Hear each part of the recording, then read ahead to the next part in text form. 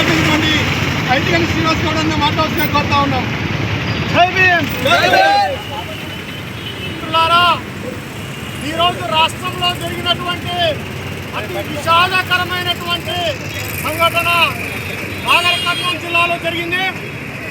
ఈ నాగర్ కర్నూలు జిల్లాలో కుల వివక్షతతో ఒక రెడ్డి కులస్తులు ఒక గ్రూపుగా తయారయ్యి ఒక ఆధిపత్య వర్గమంతా కూడా ఒక దగ్గర చేరి కులహంకారంతో ఒక బీసీ ఎస్సీకి సంబంధించినటువంటి ఒక మహిళ కుటుంబాన్ని దారుణంగా హింసలకు గురి చేసి ఒక చిన్న పిల్లని 2 నెలల పిల్లని చంపడం జరిగింది.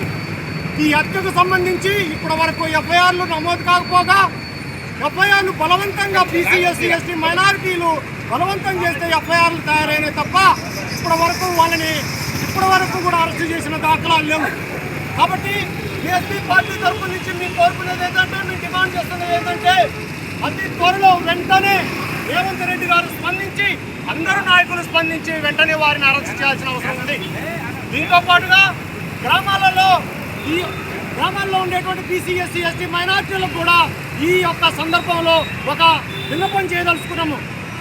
బీసీ ఎస్టీ బహుజనులారా, మీరు నాయకులుగా ఎప్పుడైతే ఆధిపత్య వర్ణాలను పెట్టుకుంటారో గ్రామ స్థాయిలో ఇటువంటి దురంతాలకి మీరు తావిచ్చిన వాళ్ళు అవుతున్నారు.